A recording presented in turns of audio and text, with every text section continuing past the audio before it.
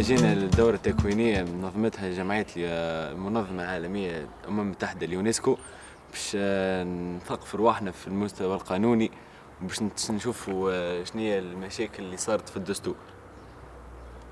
فما من خلال الدورة التكوينية هذه فما تعرفنا على برشا حاجات على مستوى حقوق الإنسان وكل ما يخص الشأن السياسي في البلاد والانتقال الديمقراطي بتونس. L'atelier d'aujourd'hui, donc, qui est un atelier de débat autour de la Constitution, s'inscrit dans le cadre du programme de coopération de l'UNESCO, du ministère de l'Éducation et du PNUD. L'objectif de cet atelier est de permettre aux jeunes de s'informer sur l'état d'avancement du processus constitutionnel et de comprendre avec beaucoup plus de précision la place des droits économiques et sociaux dans la Constitution. Lors de cet atelier, des experts, pédagogues, juristes vont permettre aux jeunes de développer une analyse critique des différents articles de la Constitution qui ont trait aux droits économiques et sociaux, et puis dans un second temps, de proposer d'autres formulations, des amendements que les jeunes présents aujourd'hui auront la possibilité de défendre directement auprès de l'Assemblée constituante. Cet atelier d'éducation citoyenne se base sur des méthodologies créatives, de nouvelles techniques pédagogiques. Pour drainer l'attention des jeunes, tout un paquet de formations a été développé, des exercices de groupe. Les jeunes ont la possibilité de débattre entre eux, de débattre également avec le formateur, des simulations, des lections par exemple, des projections de vidéos. Tout un paquet de formations qui permettent aux jeunes de construire l'information et de ne pas être simplement réceptacle de connaissances toutes prêtes. Nous avons commencé d'abord par développer des manuels de formation pour les jeunes qui sont les suivants, les manuels d'apprentissage de la démocratie, droits de l'homme, questions et réponses, et puis démocratie, questions et réponses. Notre objectif principal vraiment, c'est de donner aux jeunes tous les outils intellectuels et également la confiance en soi pour participer au débat politique dans une Tunisie en transformation et en transition démocratique. Et donc à partir de cet outil-là, nous avons formé des formateurs et maintenant nous sommes à la phase de formation des jeunes à la citoyenneté. Il y a eu également des analyses de différents projets électoraux, de programmes électoraux tunisiens. Évidemment, l'analyse se base sur des programmes présentés de manière anonyme et cela permet de voir dans quelle mesure les droits économiques et sociaux peuvent être instrumentalisés par des acteurs politiques pour accéder au pouvoir et comment ils peuvent servir de légitimation. Donc les jeunes acquièrent à travers cet exercice des moyens de décoder la formulation et l'intégration des droits économiques et sociaux dans les projets électoraux. شفنا معناتها ثم حقوق اقتصادية، ثم حقوق سياسية اجتماعية وثقافية. بالنسبة للحقوق الاقتصادية معناتها هي معروفة، من بينها مثال الحق في العمل، الحق في التشغيل بصفة عامة، كذلك الحقوق الثقافية، حق معناتها المواطنين في الثقافة والحريات المنوطة معناتها اللي تخولها لهم الدولة، كذلك الحقوق الاجتماعية وهي الشغل الشاغل معناتها لكل المواطنين التونسيين. حسب ما شفنا احنا معناتها ثم كنا نجموا نعملوا ترتيب آخر المثال للفصول، كما شفنا بعض الغموض على بعض الفصول اللي انطوت عليها. هم في المجلس التأسيسي عندك لهنا في الفصل 14 قال تضمن الدولة للجميع الحق في التعليم العمومي المجاني في كامل مراحله. التعليم إجباري إلى سن 16 على الأقل. كما لهنا كما نشوفوا في العهد الدولي الخاص بالحقوق الاقتصادية والاجتماعية والثقافية، كان لهنا في المادة 14 كروا ولا كان هنا قال الدولة تعمل بنشاط على إنماء شبكة مدرسية على جميع المستويات وإنشاء نظام منح وافي بالغرض ومواصلة تحسين الأوضاع المادية للعاملين في التدريس. معناها كانوا ما نجموش يقتصروا على أنه التعليم مجاني والسن 16، بل كان ينجموا يعملوا مثلا كما ذكرت سابقا إنشاء شبكة مدرسية تعمل على جميع المستويات، إنشاء منح للتلامذة باش التلامذة تتشجع على التعليم. Le dialogue des jeunes et des élus, on attend deux choses. La première chose, c'est simplement un échange d'informations, puisque les élus pourront expliquer aux jeunes très clairement leur mandat et leur nature de travail, et les jeunes pourront poser des questions sur l'avancement et le fonctionnement de cette constituante. Deuxièmement, on attend aussi que les jeunes puissent manifester aux élus leurs désirs et leurs aspirations Et ils vont d'ailleurs présenter aux élus un projet citoyen de jeunes qu'ils auront débattu auparavant et choisi dans un cadre consensuel. Et ils vont présenter aux élus donc leur projet de société et ils pourront échanger sur la base de ce projet-là avec les élus. Les formateurs ont proposé un exercice assez intéressant qui consistait à dire aux jeunes, parmi les articles de la Constitution, quels sont ceux qui sont relatifs aux droits économiques et sociaux.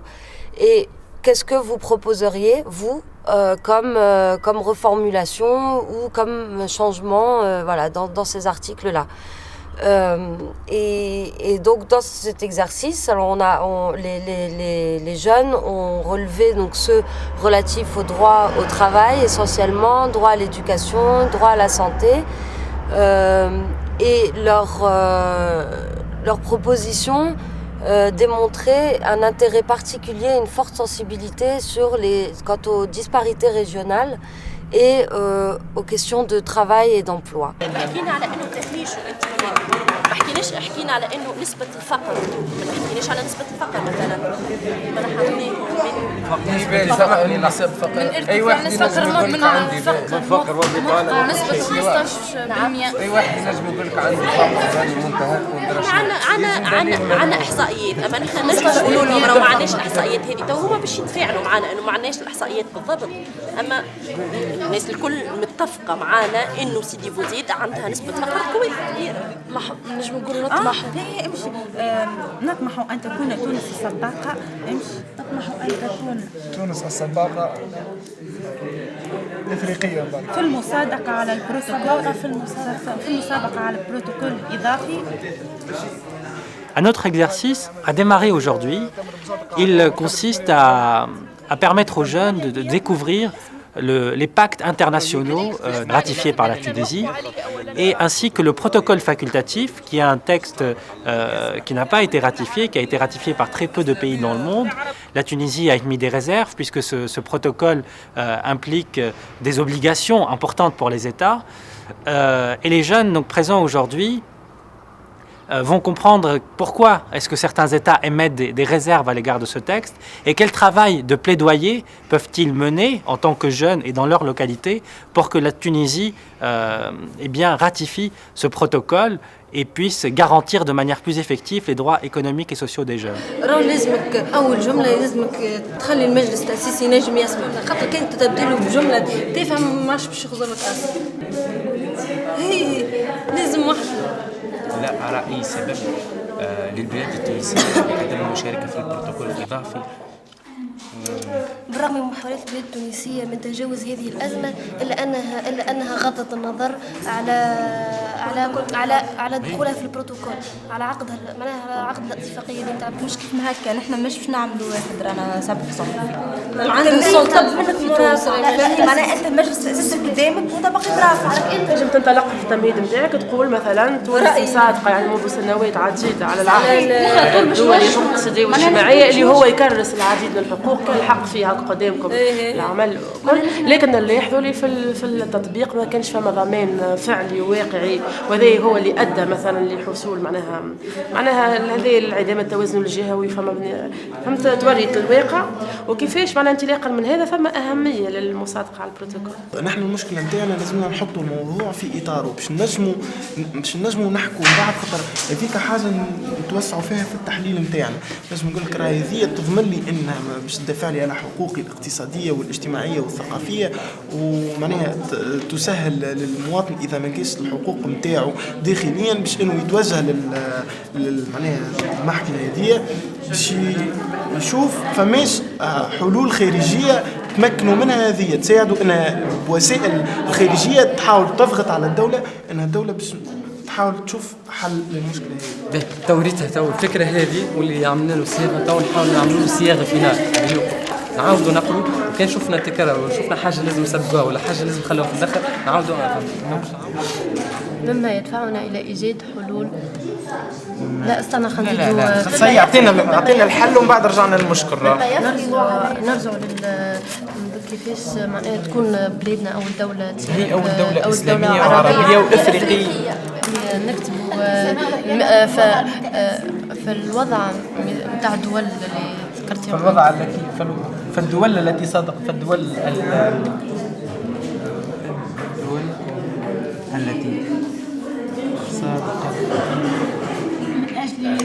صدقت على هذا البروتوكول مثل سلوفاكيا دوميني. صحيح. شكون الفريق الاولاني باش يتكلم؟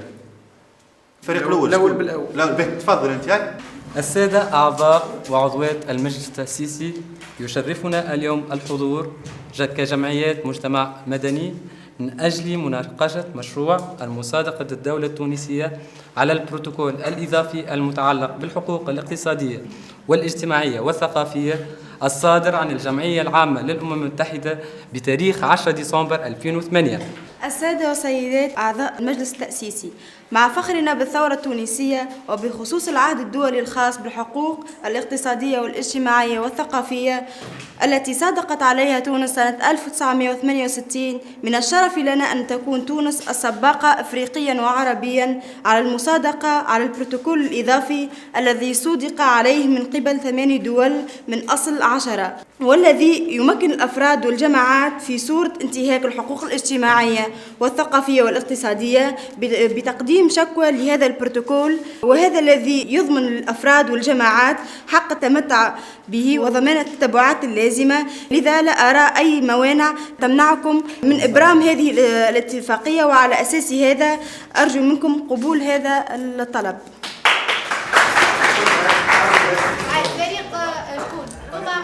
شكون فريق الكل مربي تسمعوا بعضكم. أعضاء وعضوات المجلس التأسيسي، باعتباركم السلطة الشرعية الأولى في تونس، فإننا نحن مجموعة من الشباب، مجموعة من ممثلي المجتمع المدني ومجموعة من تلاميذ البكالوريا بسيدي بوزيد، اتفقنا على أن نرفع مذكرة مدافعة لحمل الدولة على المصادقة على البروتوكول الإضافي، وذلك لما عانته سيدي بوزيد من تهمش وانتهاك لحقوق في التنمية الشاملة طوال عهد بورقيبة وبن علي، ونظرا لأن نسبة البطالة فاقت 28% دون تدخل فعلي للدولة، رغم تجاوز نسبة الفقر 15%. كما أن الخدمات الصحية والاجتماعية منقوصة جدا، وفي هذا الإطار نذكر حالات الوفاة التي تطال مرضى سيدي بوزيد في الطريق إلى المستشفيات بولايات أخرى.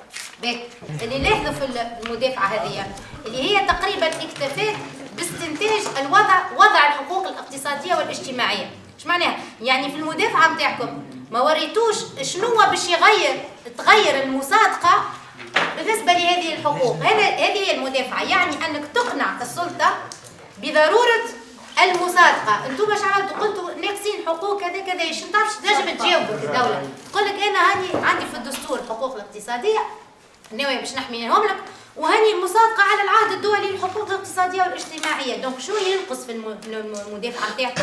التركيز أو الربط بين هذه الوضعية وبين ضرورة المصادقة على العهد. سيدي بوزيد المدينة المناضلة تاريخيا وحاضرا، فلذلك علينا من أهم ما جاء به البروتوكول الإضافي الذي لم تصادق عليه الدول إمكانية تقديم شكاوي من قبل الأفراد ضد دولها.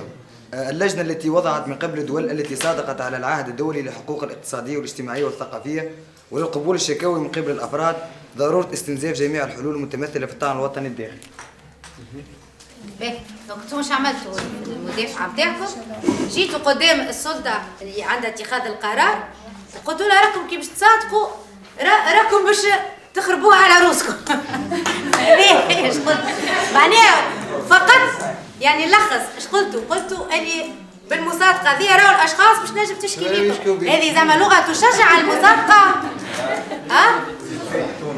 يقول لي هذا الفريق باش يعمل مدافعة عظيمة.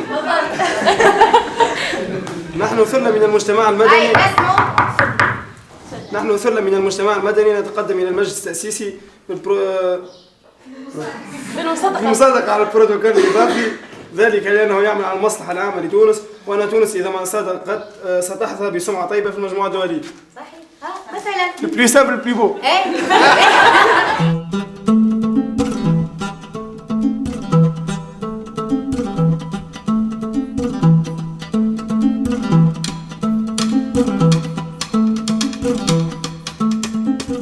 اليوم في سيدي سيدي بوزيد تم تسجيل على البوابة الإلكترونية للمجلس ما لا يقل على 230 مواطن في سيدي بوزيد.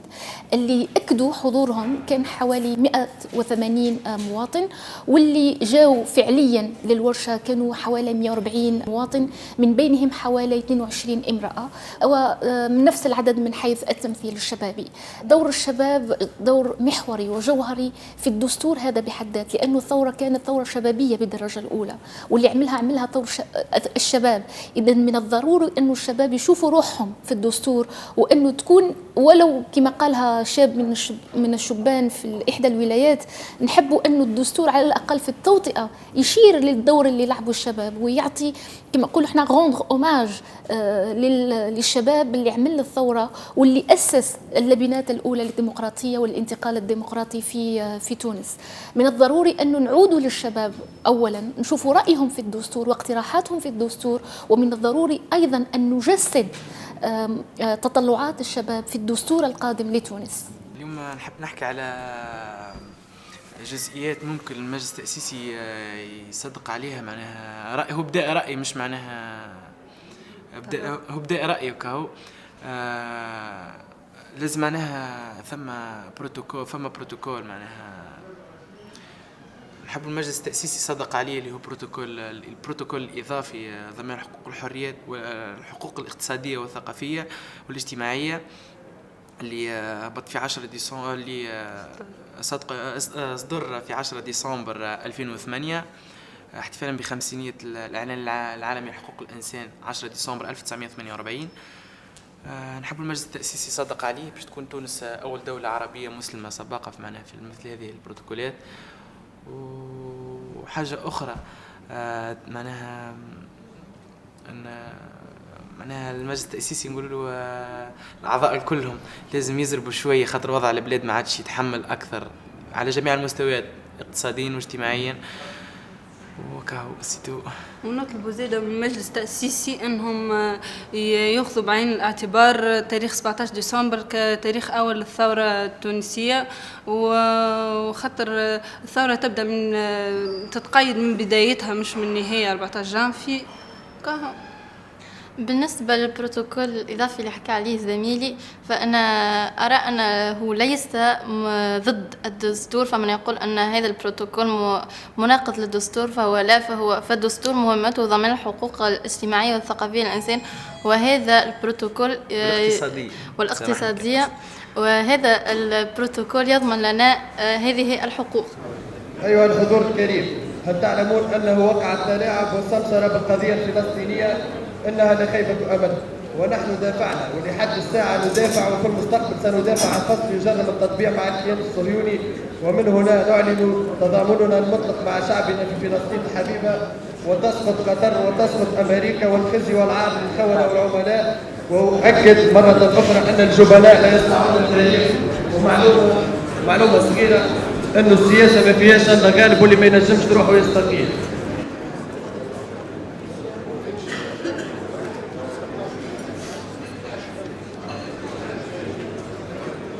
بسم الله الرحمن الرحيم.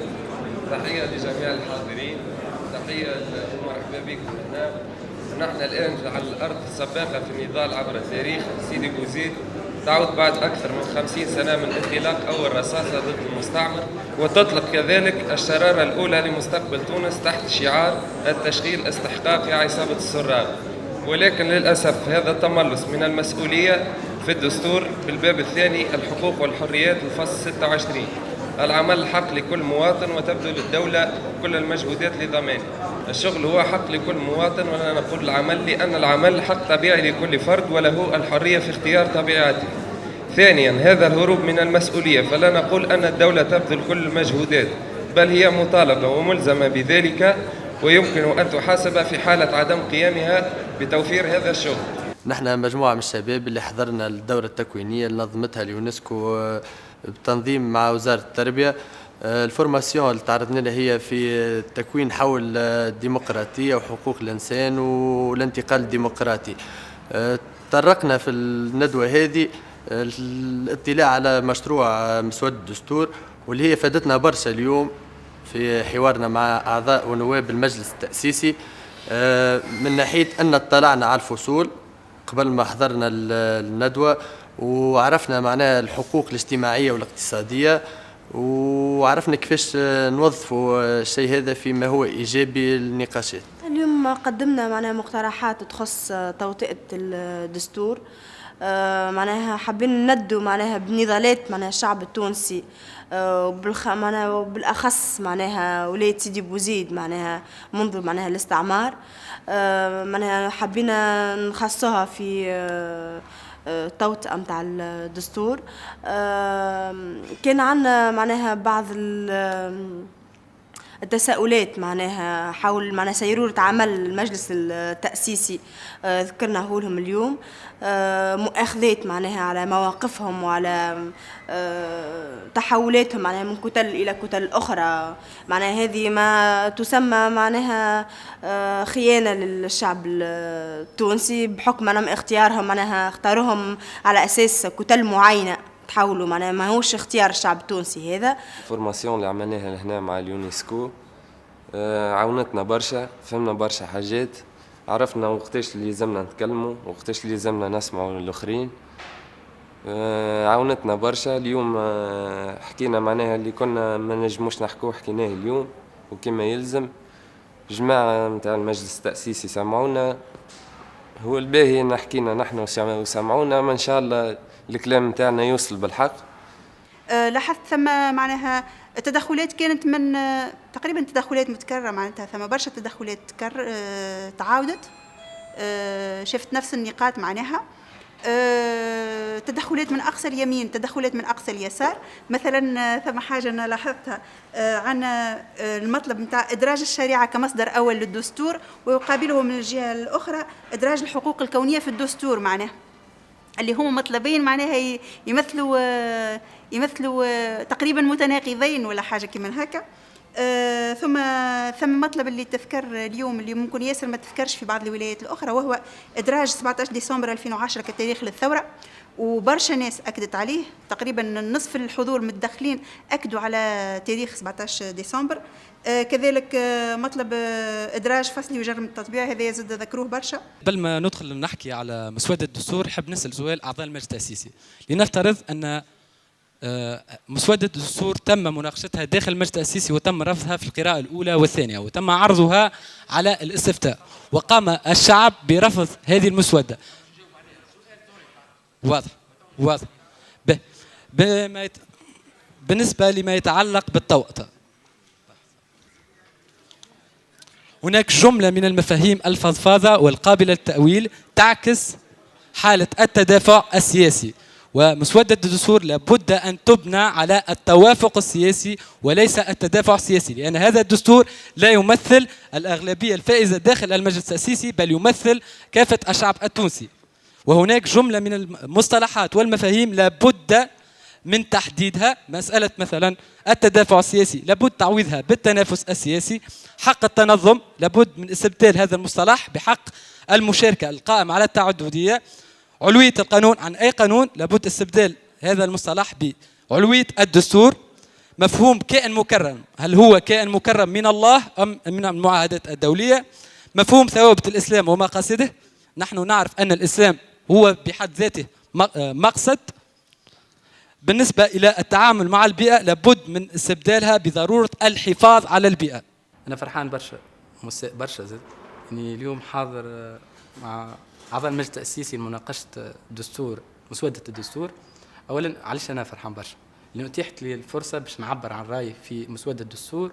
وعلاش أنا مستاء برشا؟ على خاطر أنا شخصيا كنت نطلع على الدستور الدولة التونسية يكون دستور تقدمي أكثر، دستور ديمقراطي أكثر، دستور توافقي. لأن لاحظت أنه مسودة الدستور تغال لها اللون السياسي والإيديولوجي. احنا كان نحبوا نأسسوا إلى دستور يبقى يدوم 100 و200 سنة، لازمنا دستورنا يكون دستور توافقي ياخذ آراء كل فئات المجتمع التونسي وكل شرائح المجتمع التونسي. زيارتنا إلى المجلس التأسيسي إن شاء الله تكون زيارة بناءة، وإن شاء الله أعضاء المجلس التأسيسي ياخذوا بصدر رحب مقترحاتنا، وإن شاء الله يقوموا بدراستها دراسة جدية، لأنها بالفعل هنالك العديد من المقترحات البناءة وهناك العديد من المطالب الشعبية، هنالك العديد من الفصول. حسب ما لاحظت هناك يعني إجماع أو أغلبية على ضرورة إدراج هذه الفصول. وهذه المقترحات. كانت مشاركة مفتوحة لكل أبناء الوطن هذا، شباب وغيره، ممثلي جمعيات أو مشاركات فردية. لاحظت بعض الاستخلاصات أنه ثم اهتمام بالدستور هذايا، ثم تعلق أن الدستور هذايا يخلص في الأخر بعد هالمسودة هذه إلى دستور يمثل كل التوانسة، يكون محل توافق. صحيح أنه لاحظت في اللقاءات هذه أن هنالك يعني جنوح إلى اليمين أو إلى اليسار، لكن يأكد معنا أن تونس لا يمكن أن تدار أو تساس إلا من خلال توافق شامل. أنا بسرعة انتباهي اليوم في سيدي بوزيد وقت اللي دخلت وشفت الحاضرين، لقيت مجموعة من الشباب. قعدت نتساءل معناتها نظرا لصغر السن نتاعهم، معناتها نتساءل سبب حضورهم، وقربت منهم وقعدت نتحدث معهم، وتبين أنهم قاموا بعملية إعدادية للمشاركة في المناقشة والحوار الوطني المتعلق بالدستور. وهذا شيء معناتها مهم جدا، لأنه احنا نعرف ثورة هذه ثورة الشباب، ولهذا فإن الشباب وتحمسوا لمتابعة الأعمال متاع الدستور والنقاش في المسودة مسألة مهمة جدا. وأولاد وبنات معناتها بكل حماس قاعدين يعلقوا على المسودة، قاعدين يشتغلوا عليها، قاعدين يحضروا في اقتراحات بعد موقع تكوينهم لمدة يومين بطريقة يعني منظمة. فكل هذا أعطى للدورة هذه وللمنتدى هذا اللي عملناه في سيدي بوزيد معناتها أعطاه نكهة خاصة، لأنه التنوع متاع الحاضرين من مختلف الأعمار ووجود أولادنا وبالنسبة لبعض آخرين ينجموا يكونوا أحفادهم زادة. هذه مسألة مهمة تبشر إن شاء الله، وأن يكون هذا الدستور هو يحمل أيضا بصمات الشباب وبصمات التلامذة وبصمات صغار السن، اللي هم على فكرة حتى في المسودة متاع الدستور مذكورين، لأنه حقهم في التعليم مضمون إلى سن 16 وحتى بعد ذلك في التعليم العالي. الحقيقة أنا اليوم هذه خامس يعني تنقل لي في الجهات. اليوم هناك ما لفت انتباهي في ولاية سيدي بوزيد هو أنه هناك حضور متميز للشباب، هناك حضور كثيف على خلاف الخمسة ولايات الأخرى اللي زرتها. كان موجود الشباب ولكن لم يكن بهذه الكثافة الموجودة اليوم في سيدي بوزيد. واللي ما هو مثير للانتباه أكثر هو أنه هذا حاجة إحساس بالمواطنة منذ الشباب يعني أول حاجة يبدي رأيه يعني وينتقد. هناك انتقادات لمشروع الدستور، فطبعا هذا طبيعي، هي ثورة شباب وإحنا نفرح ياسر وقت اللي الشباب هو يجي ويشارك ويستبطن المواطنة متاعه ويستملك في استملاك الدستور، ويبدأ يستشعر المواطنة منذ الشباب حتى هكاك يتربى على الممارسة الديمقراطية. الحقيقة الشباب اليوم أكدوا على أنه مسودة الدستور هي معناها تفتقد لباب أو فصل يتحدث عن الشباب، وهم محقين في ذلك. الشباب اليوم تحدث عن دور المرأة، تحدث عن الثقافة، ونحن معناها نشيد هنا بأنه الشباب يعني يهتم بالمسألة الثقافية. كذلك تحدث عن تجريم التطبيع، تحدث عن كثير من المسائل اللي هي وقعت تداولها. لكن المتميز اليوم أنه جاتنا أفكار في سيدي بوزيد لم نعهدها يعني في ولايات أخرى، مثل في القسم يعني متاع رئيس الجمهورية أو قسم النائب. الحقيقة اليوم كعادتها معناها سيدي بوزيد أبهرتنا بهذا الشباب المتميز. يا حماة الحمى هلموا لمجد الزمن، لقد صرخت في عروقنا الدماء، نموت ويحيا الوطن. إذا الشعب يوما أراد الحياة فلا بد أن يستجيب القدر، ولا بد لليل أن ينجلي، ولا بد للقيد أن ينكسر. حماة الحمى يا حماة الحمى